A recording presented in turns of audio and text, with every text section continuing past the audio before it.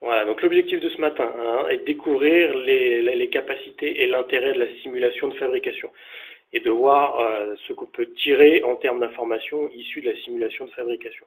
Donc on va en faire une description générique au départ, on va voir quel est l'intérêt de la simulation de fabrication. Ensuite, nous verrons quelles sont les différentes options disponibles. On peut travailler au plus tôt, au plus tard, en capacité finie, infinie. On peut croiser tout ça pour avoir un calcul de date qui va être différent. Ensuite, on verra qu'il y a un certain nombre de couleurs à l'intérieur de cette fenêtre-là, qui permet en jaune d'indiquer la charge des postes, en bleu c'est le délai d'appro des matières, etc. etc. Donc d'interpréter sous forme de couleurs les informations qui sont affichées sur cette fenêtre. On fera un exemple concret après, ensuite, et puis on verra en fonction de cet exemple-là comment on peut gérer la date en fonction des charges qui sont déjà affectées sur le poste et de la disponibilité de nos matières. Et puis on verra pour terminer comment on peut enregistrer une simulation pour conserver en fait la date d'expédition qui a été calculée, pour en générer une commande, de manière à ce que si on a indiqué ce délai-là au client, qu'on puisse le conserver au niveau de son offre ou au niveau de sa commande, par exemple.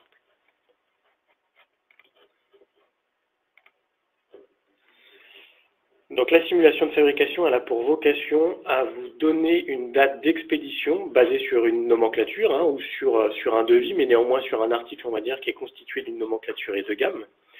Et dans l'idée, le calcul, moyennant les options que vous allez choisir, va prendre en compte la disponibilité des matières par rapport à ce qu'il existe en stock ou pas sur les différentes matières et composants qui constituent la nomenclature. Et va prendre en compte, toujours pareil, si on lui demande la charge qui est affectée au poste déjà d'un point de vue planification. Après, on va pouvoir simuler avec la dispo matière, avec la charge déjà qui est affectée au poste en capacité finie ou infinie. Et du coup, on n'aura pas forcément le même résultat. Et puis, comme on l'a dit, on va pouvoir enregistrer cette simulation-là de manière à conserver en fait la date d'expédition qui a été indiquée dans la simulation. Si on l'a portée à destination du client, qu'on puisse reporter cette information-là au niveau de la commande, par exemple. Et un bon exemple est de se dire, si le client, par exemple, me demande quand est-ce que je peux le livrer, s'il me passe une commande aujourd'hui, demain ou dans 3 jours, je peux lancer la simulation de fabrication pour voir quelles sont les charges déjà sur mes postes qui sont nécessaires à fabriquer le produit, est-ce que j'ai mes matières ou pas, et de ce fait-là, avoir un délai d'expédition cohérent en fonction de ma méthodologie de planification, si c'est en capacité finie ou infinie, d'avoir en résultat une date d'expé qui tient la route par rapport aux différentes informations qui sont connues de PMI. Donc le chemin d'accès, ça se situe dans la partie production, planification, ordonnancement, simulation de fabrication. Et après, il y a 3 options. Soit nous venons simuler la fabrication d'un article, soit nous venons simuler la fabrication d'une offre, soit nous venons simuler la fabrication d'une commande, d'accord? Sachant que la commande, lorsqu'elle est passée dans le calcul des besoins, les OEC sont générés, il y a des propositions d'appro, etc., etc. Donc c'est une commande qui ne sera plus utilisable d'un point de vue simulation. Donc c'est soit un article, soit une offre, soit une commande qui n'est pas encore passée dans le calcul des besoins. Après, au niveau de la fenêtre qui est à disposition ici, dans la partie, au niveau des boutons, pardon, dans la partie supérieure de la fenêtre, eh bien, on peut faire un certain nombre d'actions. D'accord? Donc le premier, vous avez la petite loupe F3 là, à droite, de manière à rechercher un code article. Vous pouvez le saisir si vous le connaissez. Ensuite, le Triview à côté permet de voir la nomenclature du produit qu'on est en train de simuler. Ensuite, on va avoir le bouton commande, qui est un bouton qui permet de passer en simulation par rapport à un numéro d'offre ou un numéro de commande. Soit on clique sur le bouton et on est en article, soit on clique sur le bouton de nouveau et on passe en numéro d'offre ou en numéro de commande. Tout dépend de ce qu'on veut simuler. Bon, après, vous avez l'accès aux légendes, on verra ça tout à l'heure. L'histogramme de disponible du produit qui est le même que celui qu'on retrouve sur la fiche article. Et ce qui est intéressant, c'est d'enregistrer, si vous le souhaitez, la simulation avec la disquette qui est à disposition en haut. Et il y a également le bouton fournisseur qui permet de lancer la proposition de réappro. D'accord? Ça permet aussi, indépendamment de savoir qu'on a la matière ou pas en stock, directement d'aller lancer les commandes d'appro, par exemple, pour l'article ou pour la commande ou pour l'offre de prix pour laquelle on est en train de faire la simulation. Donc on va aller voir. Donc on a dit ça se situe dans la partie production, ici, planification et ordonnancement, simulation de fabrication.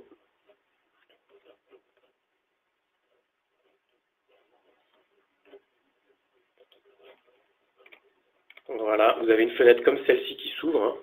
Donc par défaut, ce qu'on a dit, c'est que la fenêtre attend un code article. Donc vous pouvez venir rechercher un code article ici si vous le souhaitez. Sinon, vous pouvez passer en simulation soit numéro d'offre, soit numéro de commande, hein. Et vous avez le bouton ici, commande, qui permet de rebasculer sur un numéro d'article si vous le souhaitez. Donc si vous n'avez pas à connaissance du code article, vous pouvez venir le rechercher ici. Sinon, il est tout à fait possible de le taper.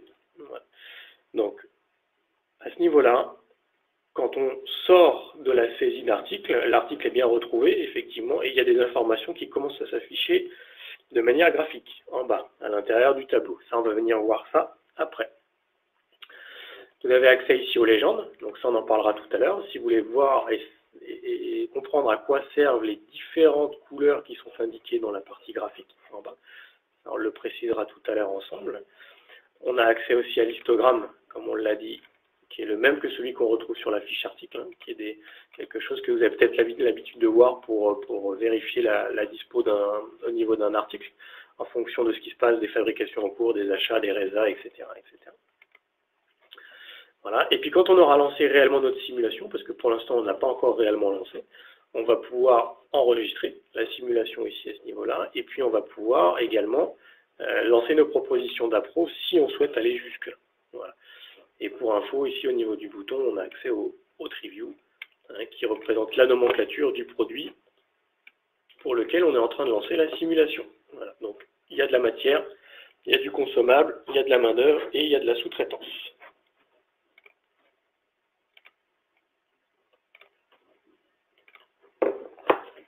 Voilà. Après, dans la partie droite de la fenêtre, en haut, il y a différentes options qui sont disponibles, hein. Donc, soit on lance la simulation en jour ou en semaine, moyennant la case ici que nous cochons. Sachant qu'en semaine, on va avoir une vue un petit peu plus macro, on va dire, et en jour, effectivement, on va être précis puisque le calcul sera effectué au jour près. Voilà. Après, il est possible de cocher la case sans les simulations précédentes, qui va faire que s'il y a eu des simulations qui ont été enregistrées précédemment, et bien du coup, elles seront exclues du calcul, et du coup, on considérera que ces simulations n'engendrent pas de charge sur les postes, ni de réservation au niveau des matières, du coup, comme si elles n'existaient pas, voilà, finalement. Après, on peut prendre un jour de livraison forcé, si on le souhaite, hein, si on veut forcer la livraison un lundi ou un mardi, par exemple. Et puis après, ici, il y a 3 cases à cocher qui vont avoir une influence sur la date d'expédition que la simulation va calculer. La première, avec matière. Ça veut dire que si on coche cette case-là, la simulation de fabrication va prendre en compte le fait qu'il y ait des matières et des composants dans notre nomenclature. Ce qu'on a vu par défaut, quand la fenêtre s'est affichée, en jaune, ce n'était que des postes de charge, et en vert, la sous-traitance. Par défaut, si cette petite case-là n'est pas cochée, la matière n'est pas prise en compte. D'accord ? Après, on peut cocher surcharge matière. La troisième petite case à cocher ici. Surcharge matière va engendrer le fait qu'on ne prend pas en compte le fait qu'il n'y ait pas de stock sur cette matière-là, sur les différentes matières. On ignore le fait qu'il n'y ait pas de stock sur la matière. Voilà ce que ça veut dire. C'est-à-dire qu'on va se débrouiller par nous-mêmes pour aller chercher la matière et on considère qu'il n'y a pas d'appro à faire, il n'y a pas de gestion de stock à ce niveau-là. Et surcharge poste, voilà. Si on coche cette case-là, globalement, ça veut dire qu'on ne prend plus en compte le fait qu'il y a déjà de la charge affectée sur les postes qui constituent la gamme, et de ce fait, on va commencer à travailler en capacité infinie. On ne se soucie plus de la charge déjà affectée sur les différents postes. Et pour boucler la boucle, effectivement, ce qui est important, c'est quand on travaille sur un code article comme celui-ci, c'est d'indiquer la quantité de simulation pour laquelle on veut simuler. Donc ça, c'est une valeur numérique ici à saisir.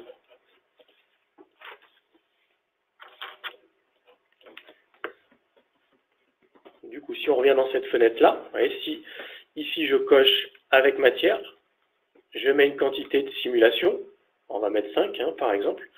Ensuite, ce qu'il faut faire, c'est bien valider le calcul par soit F2 au niveau du clavier, d'accord, soit la petite tic qui est en haut à droite de la fenêtre.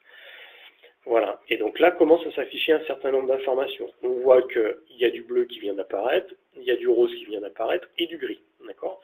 Ça, c'est lié au fait que j'ai bel et bien validé ma simulation ici et j'ai coché avec matière. Vous voyez, si je décoche la matière ici, je décoche la matière et je relance mon calcul toujours avec F2 ou la petite tic en haut à droite, voyez ici, ma matière a disparu et je ne raisonne plus qu'en poste de charge qui constitue la gamme de fabrication de mon produit. Okay. Donc on va travailler en matière ce matin et dès qu'il y a des modifications au niveau des options qui sont faites, ne pas hésiter à relancer le calcul. Ça ne se met pas à jour instantanément en fonction d'une case qui est cochée. Il faut cocher la case et relancer le calcul. Donc au niveau des couleurs, il y a un certain nombre d'informations qui vont venir s'afficher. En bleu s'affiche le délai d'appro de l'article, d'accord, qui est lié au champ délai de réappro de la fiche article, qu'on retrouve dans l'onglet stock de mémoire, qui est un nombre de jours ouvrés. Voilà, qui est un nombre de jours ouvrés qui permet de prendre en compte effectivement le délai d'achat de l'article. En vert, ça va être la même chose, mais plutôt lié à une opération de sous-traitance.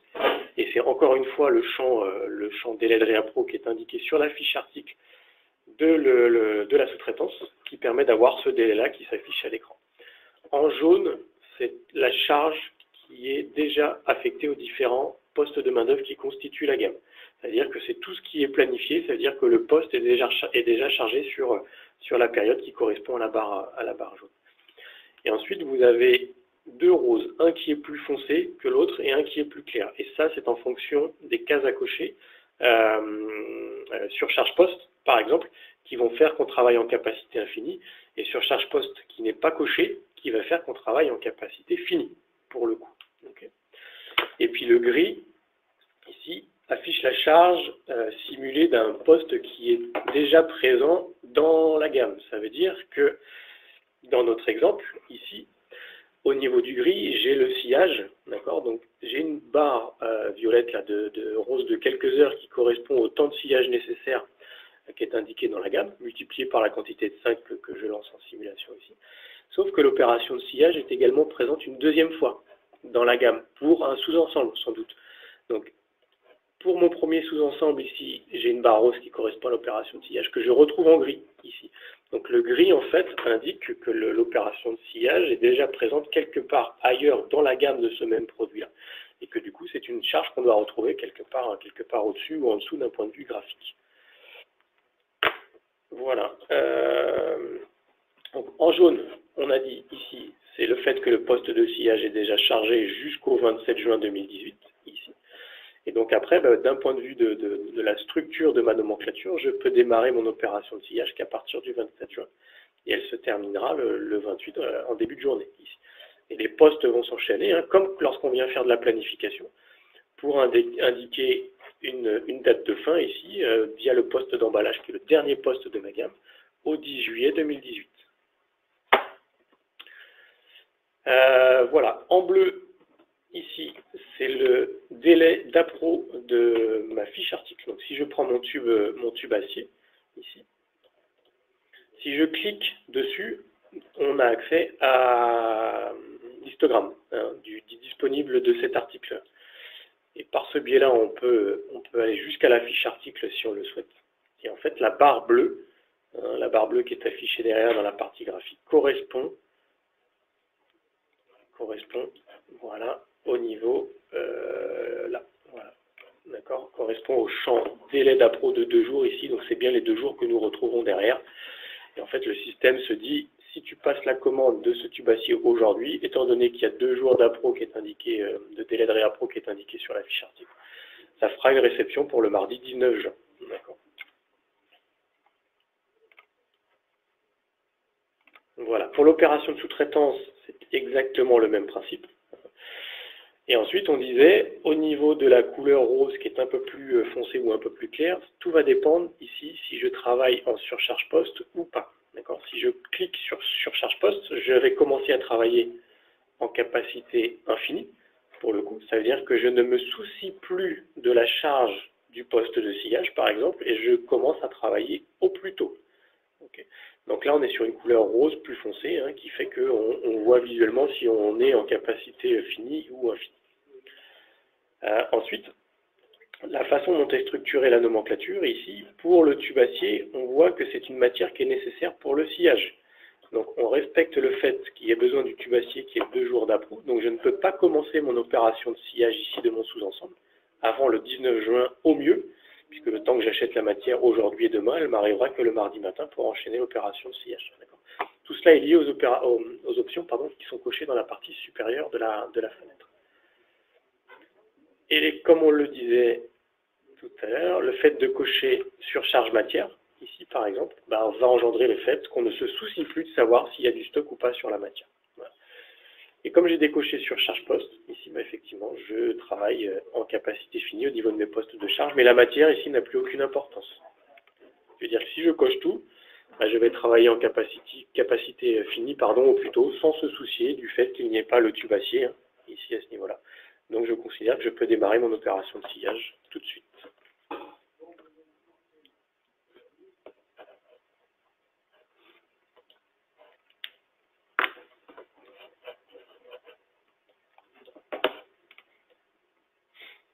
Voilà, donc au niveau de la procédure, on a commencé à la dérouler ensemble. Vous avez le principe, c'est soit je saisis un code article ou un numéro de document ou je viens le rechercher si je n'ai pas l'information. Ensuite, dans la partie supérieure de la fenêtre, vous réglez les options qui vont bien, en fonction de la méthodologie de travail que vous voulez avoir, en fonction de la capacité finie, infinie, au plus tôt et au plus tard. Et puis vous cochez le fait de prendre en compte la matière, de manière à prendre en compte le fait qu'il y a des manquants. Et puis si vous voulez travailler en capacité infinie, vous cochez surcharge poste. Alors, il y a des petites choses à savoir après, effectivement, dans la partie supérieure au niveau des dates, les dates viennent se colorer en violet, correspondant à la date de début de l'OF, lorsqu'il sera planifié de façon ferme, on va dire, et puis à la date de fin. Voilà. Au niveau de l'histogramme ici, on a vu que si on clique sur la barre, on affiche l'histogramme du disponible, soit du poste, soit de l'opération de sous-traitance, soit de la matière sur laquelle on est. Et puis après, si vous vous baladez dans la partie gauche de cette fenêtre-là en mode survol, en fait, vous allez pouvoir visualiser un certain nombre d'informations supplémentaires. Donc ici, si je reviens sur le fait de prendre en compte ma matière, je ne coche pas sur charge poste pour travailler en capacité finie et je ne coche pas sur charge matière pour prendre en compte le fait que je n'ai pas de stock suffisant pour pouvoir produire aujourd'hui. Mon OF pourrait démarrer le 27 juin 2018, ici, et il pourrait se terminer le 10 juillet 2018 par rapport aux différents temps qui sont indiqués dans la gamme pour produire une quantité de 5, ici. Voilà. Ensuite, il est également possible, en mode survol, il n'y a pas besoin de faire des clics, simplement vous survolez avec la souris, vous vous baladez ici, et on voit que l'opération d'emballage, il y a un potentiel de 8 heures, et en fait le temps est de 1h30, ce qui correspond à la barre qui est. Voilà. L'opération de montage représente 50 heures, et on a un potentiel de 30 heures par jour de montage. On a plusieurs personnes qui font du montage. Donc les 50 heures, en fait, représentent cette barre-là, et ainsi de suite, et ainsi de suite. Okay.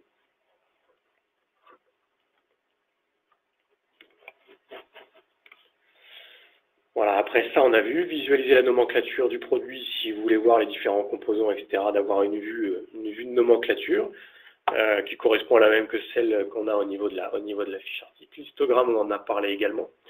Alors pour ceux qui utilisent l'analyse de faisabilité, vous avez le bouton qui est à disposition en haut, qui permet de connaître plus précisément la disponibilité de la matière et le fait de savoir que la matière, il y a peut-être un achat en cours qui arrivera à telle date et d'avoir une vue du stock plus précise que ce qu'on a sous forme d'histogramme dans la simulation de fabrication au niveau des différentes matières. Donc c'est une fonctionnalité qui peut être couplée à la simulation de fabrication pour apporter des informations supplémentaires. Voilà. Pour ceux qui connaissent cette fonctionnalité-là et qui souhaitent l'utiliser.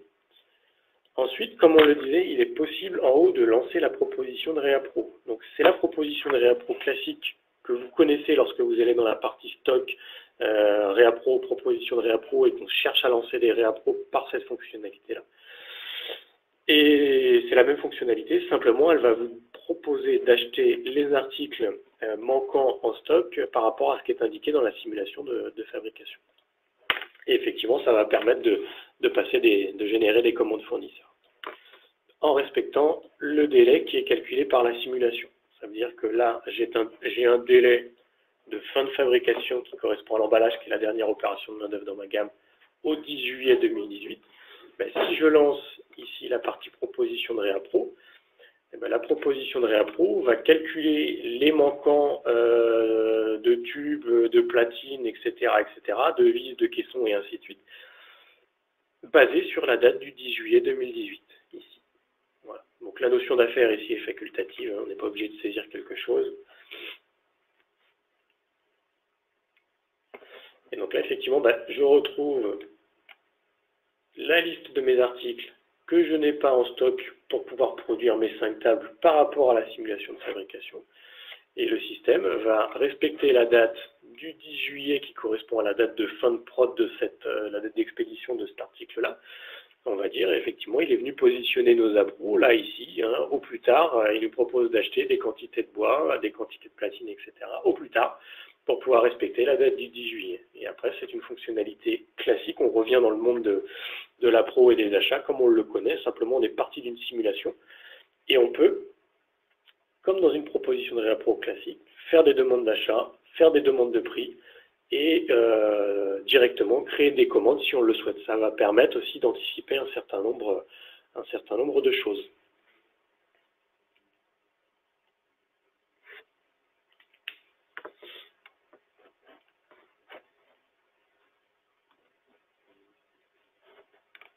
Voilà. Ensuite, au niveau des dates, hein, on a évoqué tout à l'heure effectivement que les dates s'affichaient en violet qui correspondent à la date de début de l'OF et puis à la date de fin à la fin de l'OF, pardon.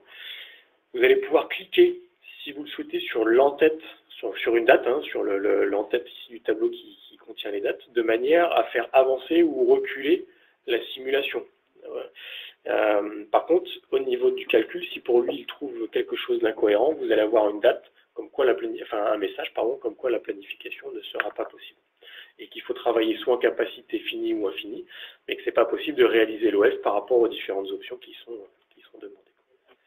Donc si je recule ici, bah, effectivement, ça va bien se passer. Hein. J'ai l'OF qui s'est décalé. Donc là, je travaille en capacité finie puisque je n'ai pas fait surcharge poste. Et je vais essayer de mettre mon OF au 28, par exemple. Bah, c'est pas possible. C'est pas possible parce que comme je ne surcharge pas mes postes, je travaille en capacité finie.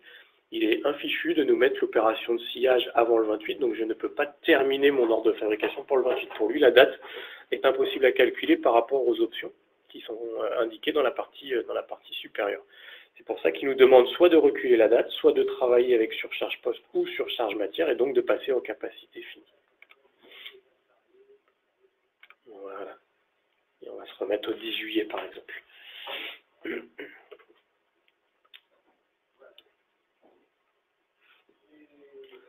Ensuite, il est possible d'enregistrer cette simulation-là.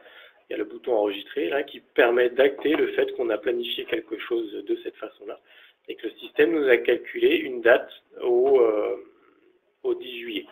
Donc on va remettre ça propre, on va relancer la simulation de la table. On va remettre 5, on a dit, on va prendre en compte le fait qu'il y a de la matière. Voilà, et on va valider. Voilà, impeccable. Et donc là, il nous a bien calculé le 10 juillet 2018 ici. Je peux enregistrer, si je le souhaite, hein, par la disquette qui est en haut. Enregistrer la simulation en cours, on peut faire oui. Et donc là, le système a enregistré une simulation de fabrication pour la fabrication de 5 tables avec un délai d'expédition au 10 juillet. Il aurait été possible de saisir un code client ici pour enregistrer la simulation pour un client bien particulier ou un prospect bien particulier. Bon, je ne l'ai pas fait, ça veut dire que ma simulation pour l'instant n'est affectée à aucun tiers, mais c'est pas grave, après je peux la garder telle quelle et puis venir faire l'affectation de cette simulation-là à un client après coup.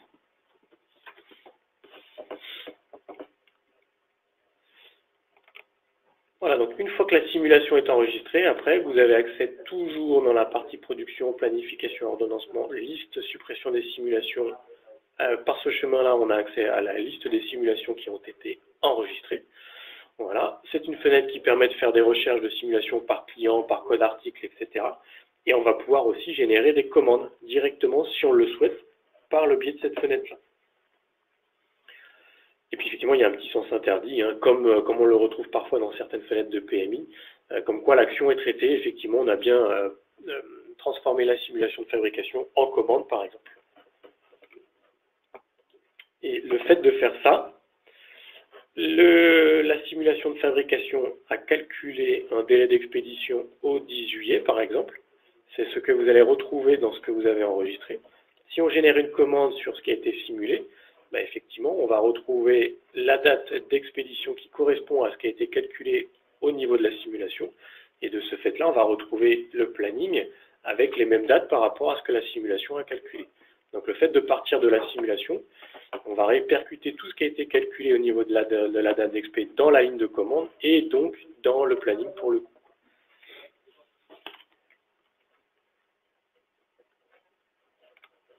Donc, production, planification, ordonnancement ici, liste suppression des simulations.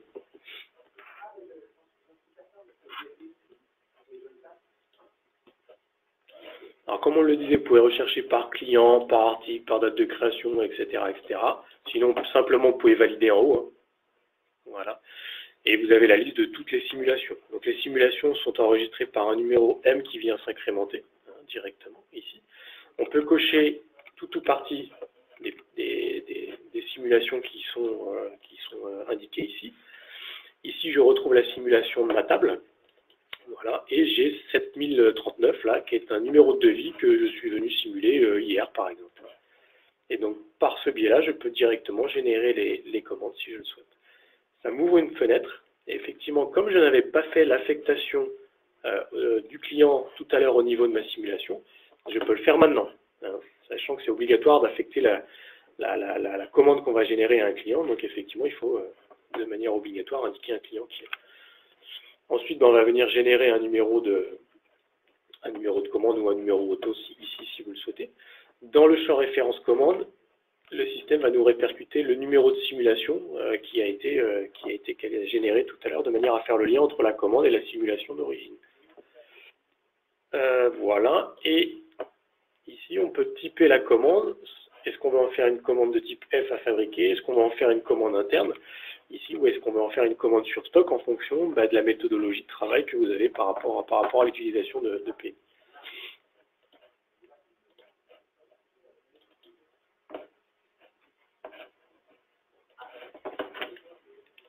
Voilà.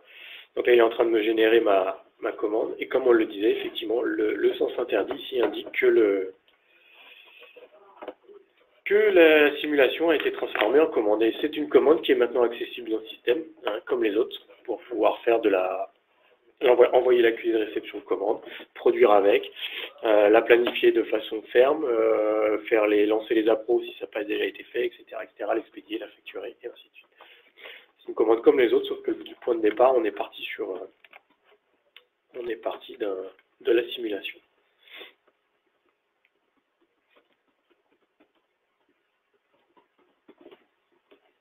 Et donc, on va la retrouver hein, affectée à notre fiche client.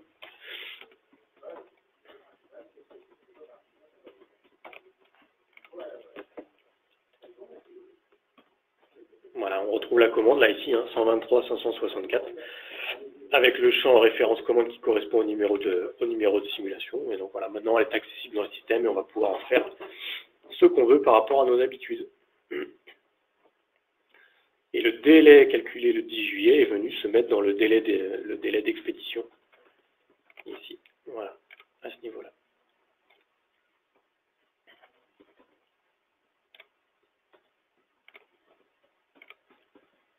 Nous allons passer aux questions.